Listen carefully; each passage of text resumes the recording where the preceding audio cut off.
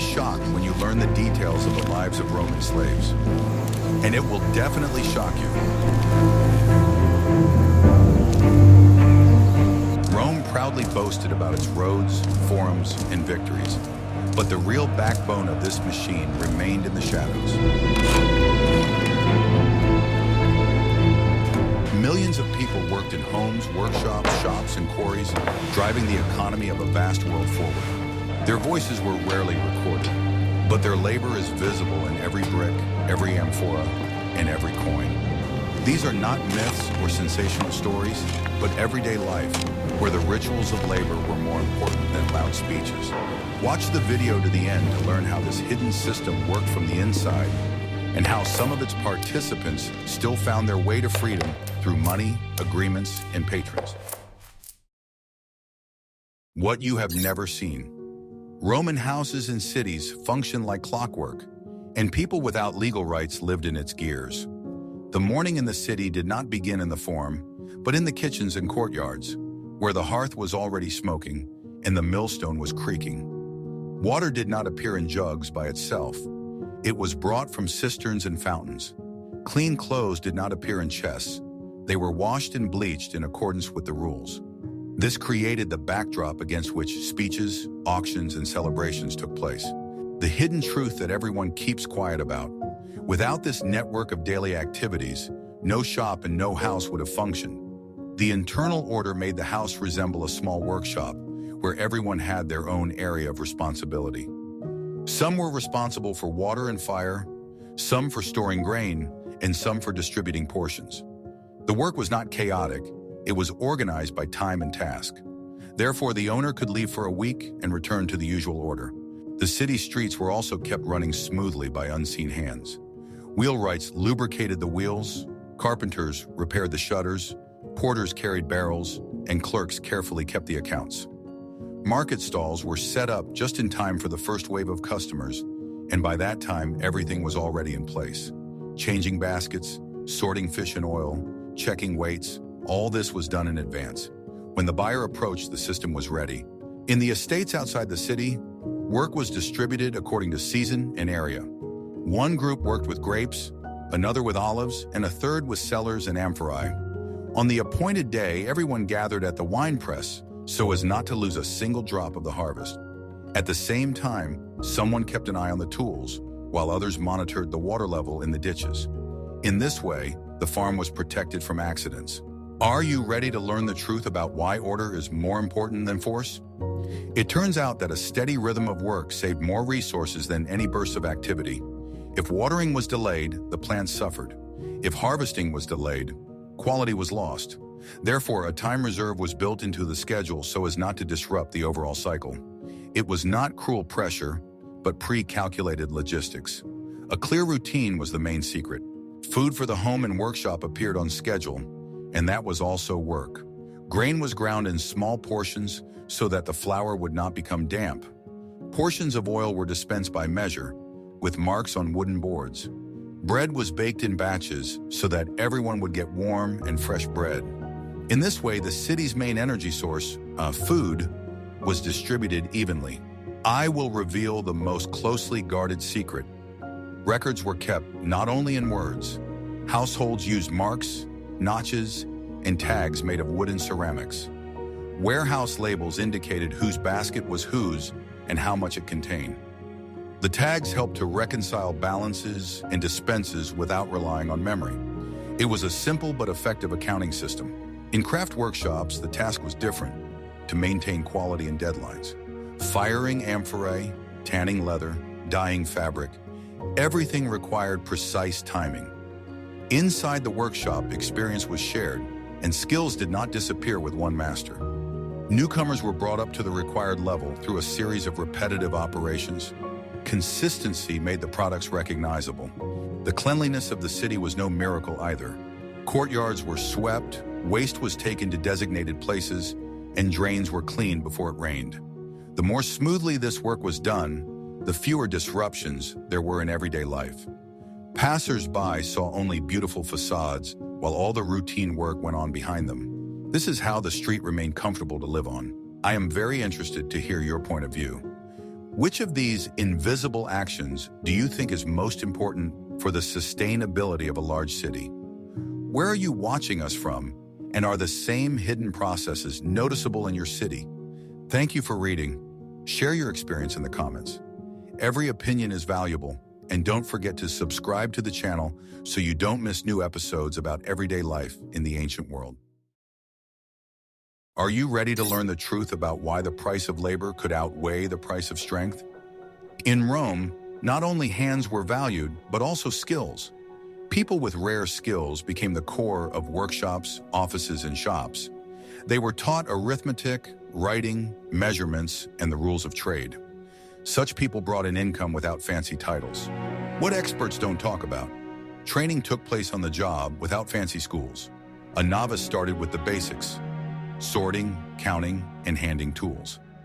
Gradually, they were allowed to perform complex operations where mistakes were costly. Wine, oil, fabrics, and glass required a steady hand.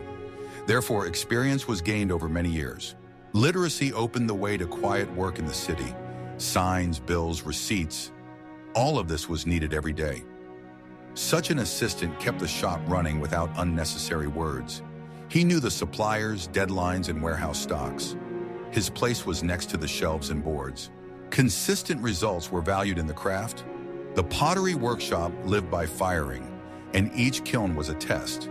Even temperature, correct stacking, the right glaze, it all came together in one rhythm. An experienced assistant kept the process going, like a conductor keeping the tempo. This made the workshop's brand recognizable, a secret passed down from generation to generation. Skill brought with it a network of connections. A good dyer knew the dye suppliers, and an accountant knew reliable loaders and scribes. These connections created stability in unpredictable times. When the market was empty, a familiar door came to the rescue. This is how the value of a person grew, not just their hands. The city offered another path: serving the community. People in offices, warehouses, and repair crews were responsible for bridges, roads, and waterways. Order and deadlines were valued here. Trust was given to those who kept things running smoothly. Such work made the city come alive. In large houses, the housekeeper was important. He kept track of supplies, schedules, the stove, light, and water. He knew how to connect the courtyard, kitchen, and storerooms into one stream. He had a map of the entire house in his hands. This position was calm but responsible. Far beyond the city walls, people who knew the seasons and the soil were valued. Caring for grapes, harvesting olives, drying herbs, everything followed the calendar. A mistake in timing affected the harvest. Therefore, an experienced organizer was valued no less than a master in the workshop. He turned the field into a schedule. The ability to count opened the way to personal savings. Trust was rewarded with the opportunity to conduct small transactions. People saved money, bought small items, and kept their own small accounts. This was the path to stability every day. Those who knew how to count went further. What skill do you think made an urban worker especially valuable? Counting, craftsmanship, or connections? Write in the comments which skill is closest to ancient versatility today. In the next chapter, you will learn how a house was organized from the inside and why a house manager could rival a minor official in influence. Watch the video to the end to see how domestic logistics became a force to be reckoned with. A large house lived by a set of clear rules and schedules. There were no random tasks. Everything was divided into cycles. Supplies were checked on one day of the week, clothes on another, tools on a third. Keys were kept where only one hand could reach them. This eliminated bottlenecks and unnecessary movements. Behind this external order lay a whole system, similar to a mechanism where every detail had its place and time. Everything in the house was calculated.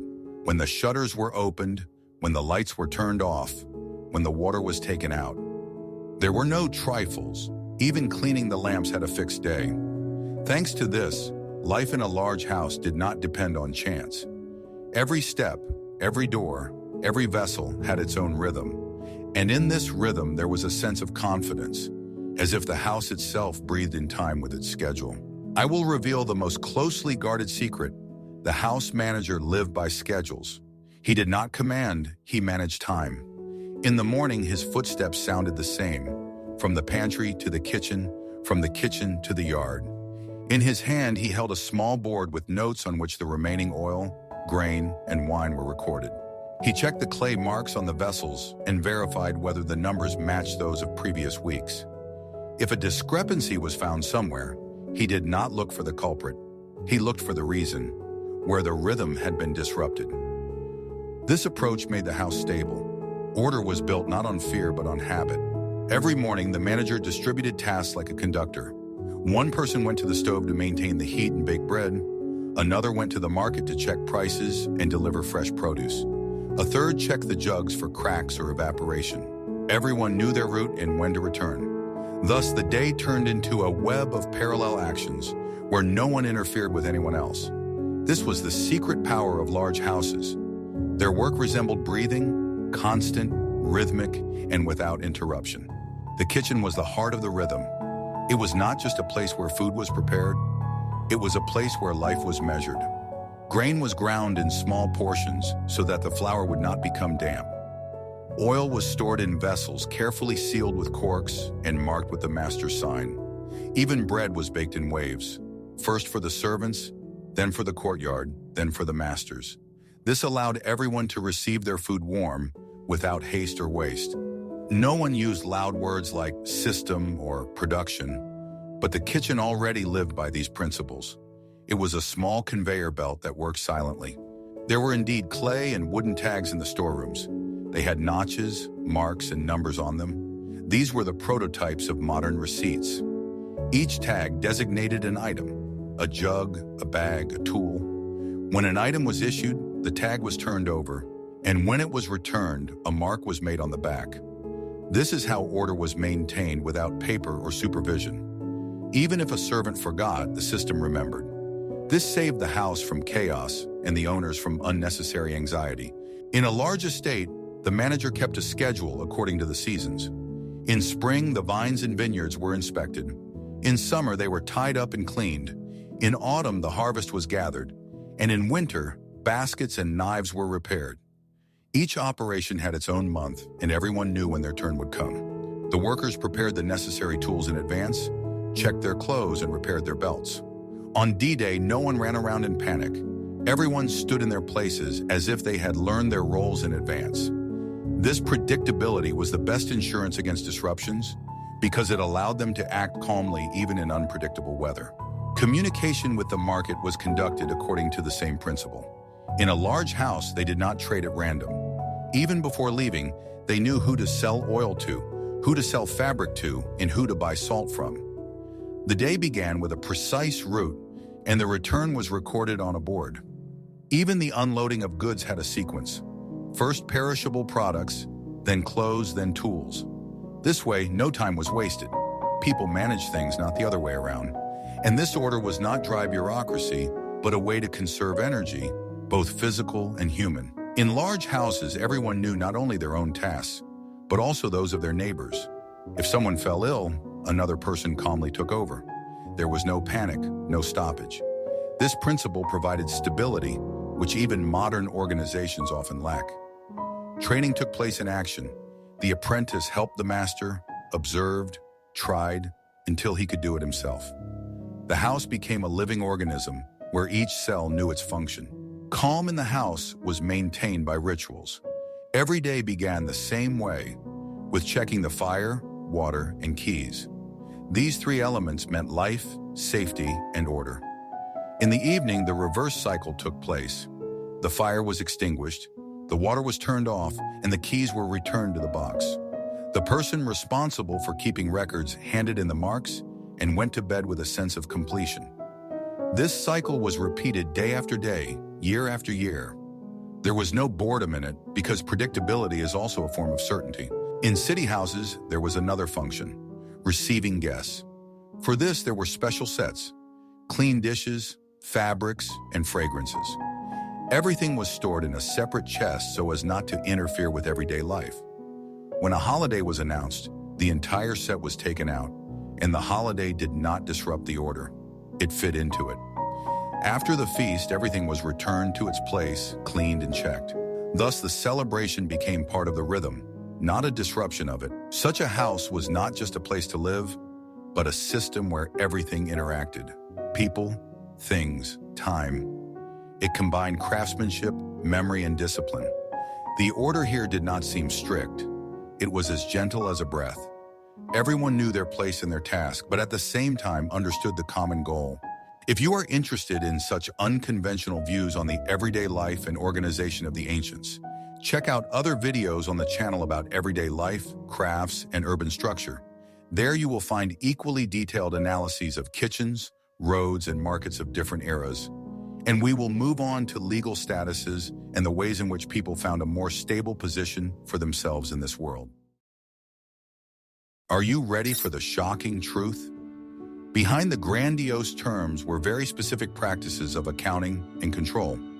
People were assigned to different categories depending on their location and function. The city had one set of rules, the estate had another, and the workshop had yet another. In each case, the usual procedures were followed. Entries in the accounting tablets were not just a formality. They determined who was responsible for what and what they could demand.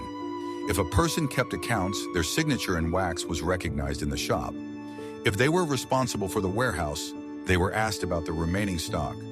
Thus, the law was based on a daily to-do list. What happens in the shadows? People sought stability through trust.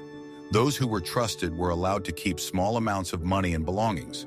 These funds helped them conduct small transactions and pay off small debts. This did not override the general rules, but it expanded the scope of decisions. This is how personal plans were born. The city also had public responsibilities: repairing the pavement, cleaning the water pipes, delivering stone. All this required organized labor. Those who knew how to meet deadlines were entrusted with managing such tasks. They were known in the neighborhoods and invited back. Reputation became currency. The rituals of trust were simple: report on time and get a new task. Mistakes were corrected not with words but with rechecking. If something didn't add up, they recalculated on the spot. Thus, the system was based not on threats, but on routine checks. Everyday life was a safeguard against failures. Information worth millions. Large farms knew that diversification provided stability. One person could understand grain, fabric, and accounting. This reduced overhead during peak days. When everything fell apart at once, there was someone who kept the balance. He also gained more trust. Urban guilds of craftsmen created mutual aid networks. Here they exchanged work, tools, and hired hands. If one workshop was overloaded, the neighboring one took part of the order. This helped to meet deadlines and retain customers. The collective interest protected individual shops. In the evenings, they summed up the results on small boards. The lists went into the storeroom, and the marks went on the shelves. It was a quiet way of managing a large house in the entire street. Stability was born of repetition. Where repetition was not broken, life was predictable. What is more important for stability? Records, trust, or interchangeability? In the next chapter, you will learn how people ate, what they wore, and what their everyday life looked like without embellishment or exaggeration. We will go to the kitchen, the storeroom, and the laundry room, the places where an ordinary day begins. Everyday life began in the kitchen and ended there. Bread, porridge, vegetables, cheese, and butter formed the basis of the diet. Portions were measured out so that there was enough for everyone in the large house. Water was served clean, and dishes were washed regularly. The simplicity of the diet supported endurance.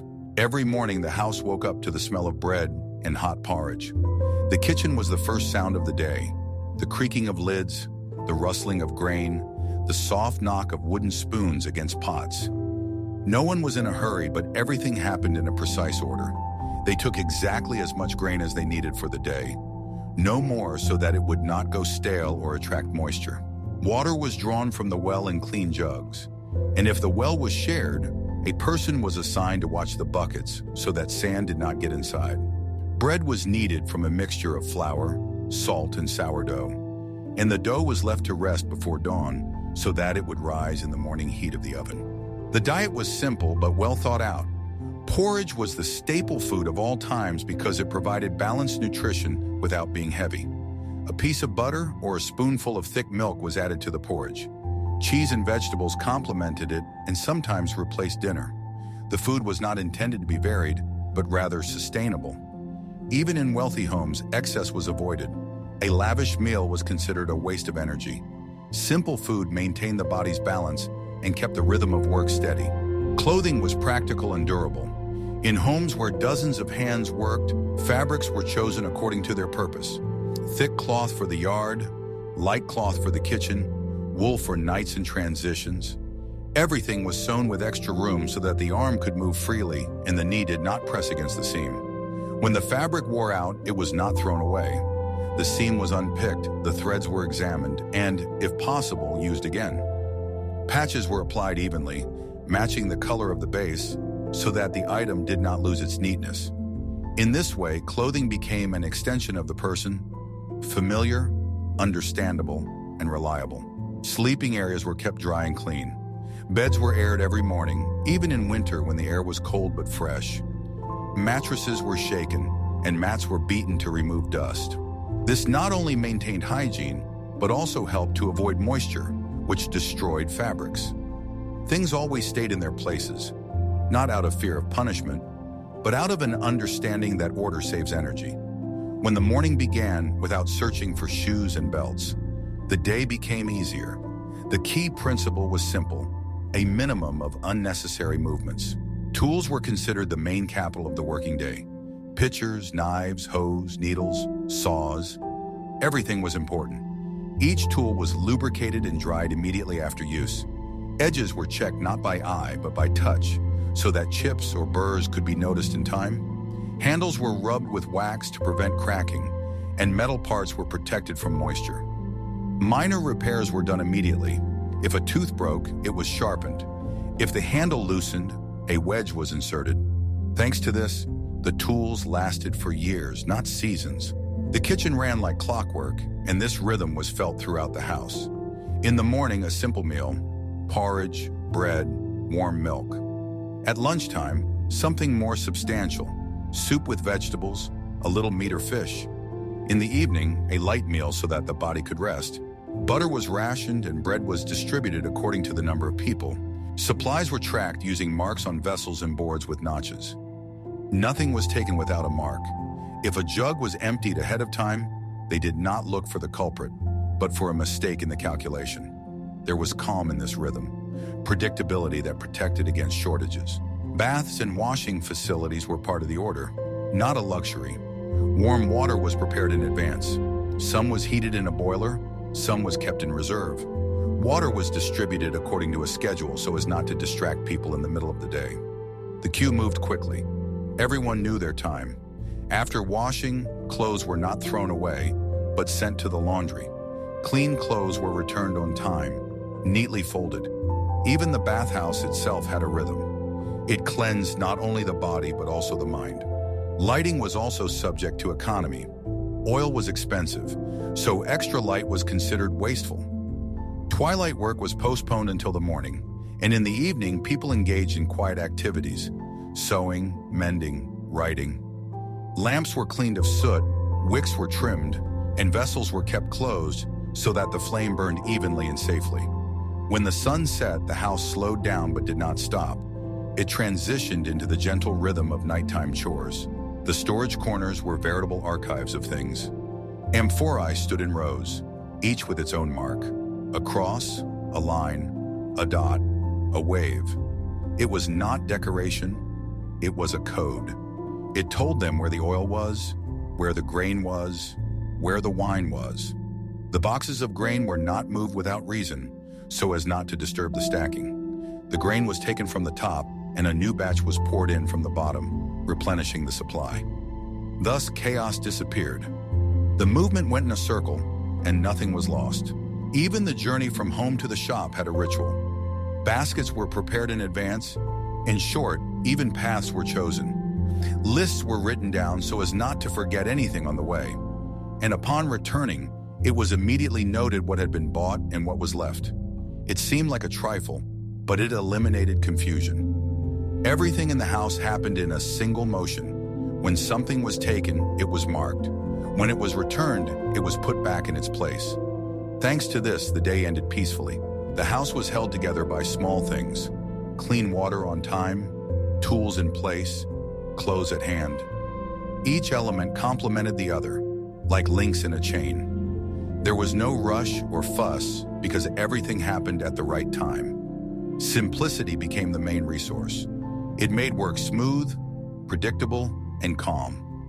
In such a house, even the noise of work sounded like music, in a unified rhythm of order and care. Want to know a secret that will change your life? In a world of strict rules, there were still paths leading to greater independence.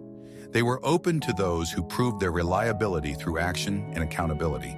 Small amounts entrusted to a person became his personal reserve. With this reserve, it was possible to conduct small transactions. If a person kept the warehouse running smoothly, they were trusted more. They could make purchases for the home and at the same time make small sales at an agreed price. The difference remained with them as savings. This is how personal savings grew. The ability to calculate and connect with the market accelerated the path to stability. People knew who had the best quality and who was the most reliable in terms of deadlines. In the middle of the season, they did not rush around, but went to familiar doors. This saved time and brought profit. Trust was strengthened. Workshops valued those who could take on the schedule. The ability to distribute people and tools made the day longer and the task shorter. This was especially noticeable on peak days. That's when the opportunity to negotiate a bonus arose. It went into the piggy bank. There were mutual aid networks in the city. People gave each other small loans and helped with orders. Repayment was by agreement and within a specific time frame. Reputation and accuracy were decisive factors here. This is how personal reliability was built. Gradually, a person accumulated a set of small items and money. They could buy tools, better clothes, and a set of work equipment. This increased their value in the labor market. They were invited more often and paid more confidently. Small steps changed the situation. The city loved those who solved problems rather than created them. Such people did not argue with the schedule, they improved it. Masters and building managers listened to them. Their names were known in the market. Over time, they were assigned the best places. The transition to a more relaxed job became a reality. People moved away from difficult tasks to accounting, purchasing, and scheduling. There were fewer accidents and more predictability. Memory and accuracy were more important. This provided a new level of stability. The basic question is, what changes the situation more? Savings, reputation, or a network of contacts? In the next chapter, you will see how the city used labor and public services on construction sites and in road crews, putting together huge projects from small tasks. We will look at street tracks, aqueducts, and warehouses where invisible hands kept entire neighborhoods afloat. Urban life required regular maintenance. Here, everything depended not so much on the grandeur of the buildings as on the rhythm of their maintenance. Roads were repaired in time so that the wheels of carts would not break their axles and disrupt the rhythm of trade. Stone slabs were not replaced entirely. They were carefully repaired by filling them with sand or clay, and cracks were filled with mortar. Ruts were smoothed out where possible so that noise did not become a nuisance. A smooth street is not only comfortable, but also economical. The fewer delays, the faster life goes. Aqueducts and cisterns were the pride of any city. From bustling ports to mountain settlements, water flowed along its routes, and each arch and each pipe had a person responsible for it. The crews knew their sections like the back of their hands. They cleaned out deposits, checked joints, and monitored levels and pressure. When a blockage appeared, they did not panic. They simply removed the section, cleaned it, and put it back. This was not the work of heroes, but of craftsmen who understood that water does not forgive disorder. Clean water flowing without interruption was a sign of the city's strength, no less important than its walls and temples. Grain and oil warehouses served as its internal pulses. All seasonal flows passed through them, from harvest to winter reserves. They were guarded day and night, kept accurate records, and checked weights and volumes. Grain was distributed among neighborhoods so that no area was left without rations. Oil was stored in amphorae, each of which had the supplier's seal and date of issue. This order maintained price stability and peace of mind for the people. In cities where records were kept accurately, there was no panic even in a bad harvest year. They simply introduced rotation and economy as a pre-prescribed procedure. Construction crews worked like clockwork. Stone, mortar, beams, everything was delivered in advance. By the time the sun rose, it was already known how many walls would be erected during the day. The mortar was not wasted. It was prepared in portions so that it would not dry out. Tools, trowels, hammers, plumb lines were lubricated, dried, and laid out in a specific order.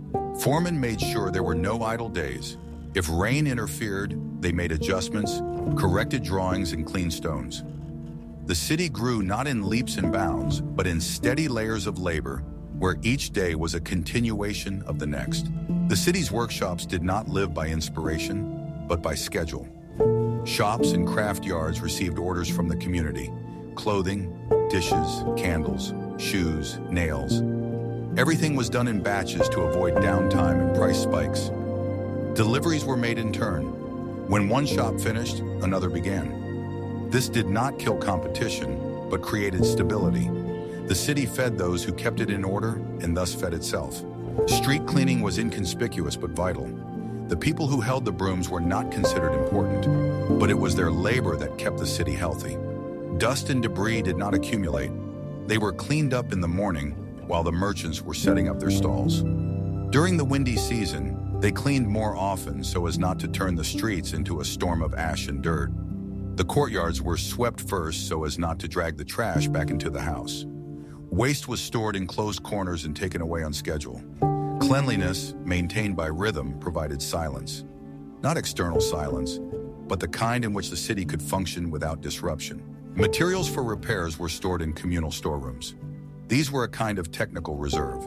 Standard stones, beams, ropes, iron, nails. Every neighborhood knew where its warehouse was. If a stove broke down or a beam rotted somewhere, they did not wait for orders from above. They simply went and took what they needed according to the list. After the work was done, they returned the leftovers. A simple, transparent system reduced losses and misunderstandings. Even a child knew, if you want to fix something, don't start from scratch. Go to the storeroom. Large shipments ran on schedule, like clockwork. Streets with passageways were unloaded at dawn, while the shops were still closed. Large carts did not interfere with pedestrians because they knew their time. During the day, only small carts with food and fabrics traveled along the same routes. By evening, the warehouses closed, and the city became quiet again. This order did not require decrees. It was simply logical. The morning hours belonged to work, the afternoon to life, and the evening to rest. The city learned from its own mistakes. If traffic jams regularly occurred somewhere, the neighborhood elders would gather and change the unloading order. If a bridge suffered from overloaded carts, they would reinforce the slab or install a bypass deck. The solution was recorded and transferred to other areas. Mistakes turned into knowledge. It was a quiet but effective experience, a form of urban memory. Those who maintained these processes rarely made it into the chronicles. Their names were not written on the arches, but without them, the arches would not have stood. They did not argue with the seasons and the hours because they knew the value of rhythm. They kept pace with the city like blood flow, invisible but vital. And it was their work that turned the noise of the streets into order, movement into stability, and everyday life into what we call civilization. Pottery kilns required a constant temperature. To achieve this, the blanks were dried for as long as necessary, not as long as desired. The wood was prepared in advance, checking its moisture content. It was stacked in layers so that the heat was distributed evenly. The final firing was determined by color.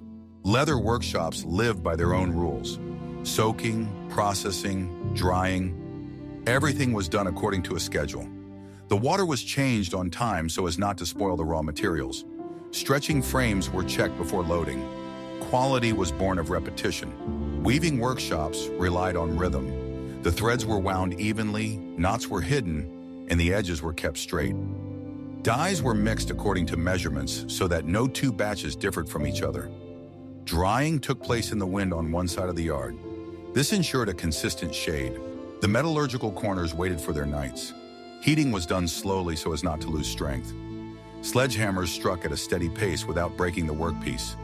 Afterwards, there was calm cooling and inspection. Small cracks were caught on the spot. The glass furnaces were the most capricious workshop. Sand, soda, and lime required purity and the correct proportions. Transparency was born of patience. The finished vessels were sent to sandboxes so as not to scratch them. These little things made the brand. The shops accepted batches based on samples. If something did not match, the workshop corrected it immediately. It was more honest than arguing. Reputation was worth more than any day's work. This is how long-lasting relationships were formed. Apprentices went through the same stages. First preparation, then part of the operation, then the full cycle. Mistakes were analyzed on the same day so as not to carry them over to the next batch. Mentors did not yell, they showed. That is how skill grew. Orders were distributed according to ability. Complex tasks were entrusted to resilient teams, standard tasks to those who kept up the pace. This eliminated breakdowns and imbalances. On peak days, everyone helped everyone else. The common goal held the neighborhood together. The markings on the products spoke louder than words. The oven mark, the master's mark, the batch number. Everything was in place. Complaints were dealt with based on these marks. This sped up the decision-making process. Order eliminated conflict. The market paid those who maintained quality during the season. When the influx came, attention waned, and that's where the disciplined ones won. They didn't lower their standards or chase after the moment. They took their share with stability. Such a shop lived long. Private households adapted to the city's calendar.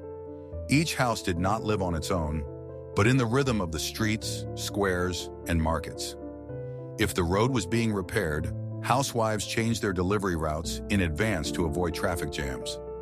If a big market was scheduled at the forum, they prepared more portions of bread, cheese, baskets, and drinks so as not to miss out on buyers.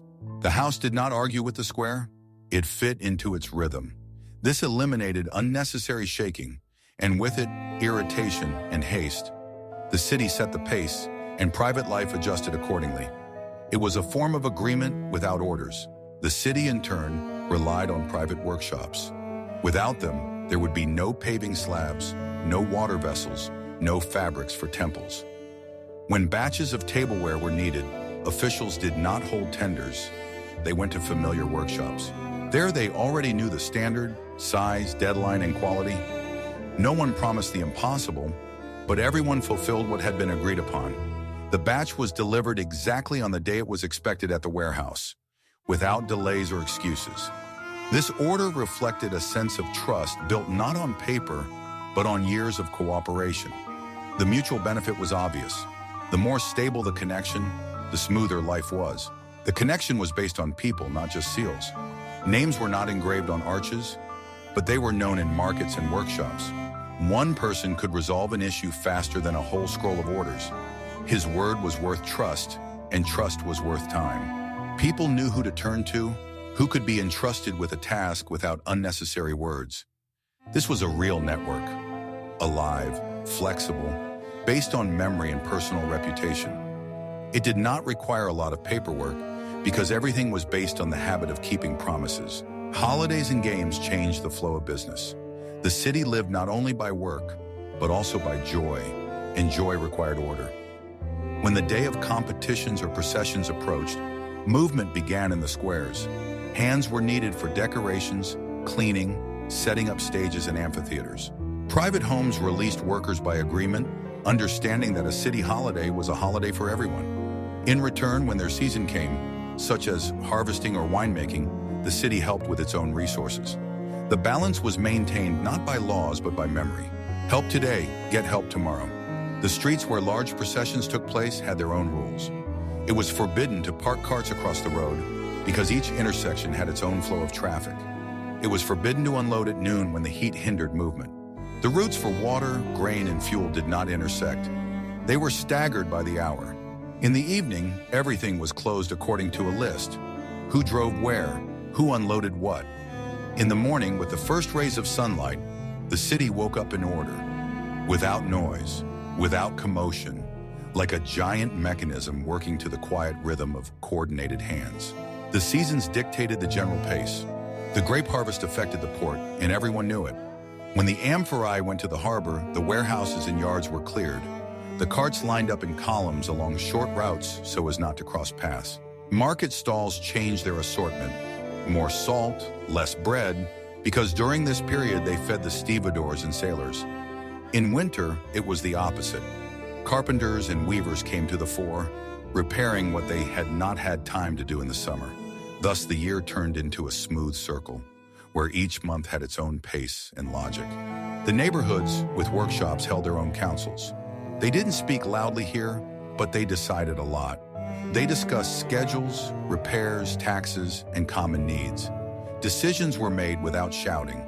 Everyone knew that if you didn't do it yourself, no one else would. After the meeting, no one argued. They just did it. This is where conflicts disappeared, not because of fear, but because of a habit of responsibility. Every craftsman understood that his mistake could delay the work of the entire quarter. This is how a collective sense of proportion was born. The city guard kept an eye not only on order, but also on time. It did not deal with high-profile cases. Its strength lay in predictability. If a crowd of people or carts began to gather somewhere, the guards blocked the way in advance, directing the flow around it. If they saw that a bridge would not hold, they closed it before disaster struck. People got used to this order, not as coercion, but as convenience. The guard became part of the city's tranquility, protecting its rhythm rather than its peace. Warehouses and shops exchanged signs, as if the very fabric of the city were communicating. Simple marks carved in clay or written in charcoal indicated whose goods were where and when they would be picked up. A triangle meant oil, a square meant grain, a wave meant wine. These signs replaced dozens of words. Thanks to them, mistakes were rare. One glance at the mark and everything was clear. Repetition bred mutual understanding, and mutual understanding relieved the fatigue of chaos. Thus, the city and the house became one organism. The private supported the common, and the common supported the private. People walked the same paths, read the same signs, and lived by the same clock. The city did not oppress, it guided. The house did not resist, it fit into the general rhythm. As a result, no one knew the names of all those who created this stability, but everyone felt its effect. And in this was the power, invisible but real, like the breath of a large living body called simply the city. The main lesson is that strength lies in routine, not in flashes of brilliance. Smooth cycles, repeated day after day, create stability. Paying attention to the little things saves money on the big things. Water comes on time, bread doesn't go stale, tools don't get lost. This is what peace of mind is all about. The second lesson is the value of skill and connection. The ability to count, measure, and plan opens doors. Networks of trust are born of punctuality. A person who solves problems becomes indispensable. Their name lives on in lists. The third lesson is that order triumphs over chance. When everyone knows their place and their tools, the day goes smoothly. Even during seasonal peaks, quality can be maintained. This requires training and interchangeability. It is more valuable than strength. The fourth lesson is that the city and the home depend on each other. Without private workshops, there would be no bridges. Without city orders, shops would not survive. Mutual benefit is based on simple agreements. They do not need to be embellished. They need to be fulfilled. This is how trust is born. The fifth lesson is that sustainability is built on respect for time. Check the vessel on time, close the storeroom on time, roll out the cart on time. On time means according to plan. This saves energy and reduces stress. The day becomes shorter, and the result is more reliable. The sixth lesson is that accumulating small things gives you freedom of choice. Small amounts of money and things create a personal cushion. With it, it is easier to survive a seasonal slump or a change of task. It is not a resounding victory, but a quiet defense. It works better than words. The seventh lesson is that everyone needs to keep track of things. A tag, a notch, a mark on an amphora, a line on a board. This is not a burden, but a relief. One hand movement replaces long conversations. Order speaks for itself. The eighth lesson is that quality loves silence. An even oven, clean water, correctly stretched threads. These details give birth to a brand. The buyer returns to a familiar sign. This is real advertising. The ninth lesson is that networks are more important than individual feats. The neighboring shop will help out on a busy day, and the team will fill in during repairs. Shared interests lift up the neighborhood. You can see it on the streets. They are quieter and cleaner. The 10th lesson is that the memory of labor lives on in things. In the stone of the road, in smooth ceramics, in smooth fabric. These objects remember the hands that created them. We do not know their names, but the result is before our eyes. This is true history. How do you feel about this everyday side of the great ancient world? Without grand speeches, but with clear rules, schedules, and quiet decisions. Write what you found most unexpected and important, and suggest topics for future videos about everyday life in different eras. Subscribe to the channel for more stories about how invisible people created the visible world.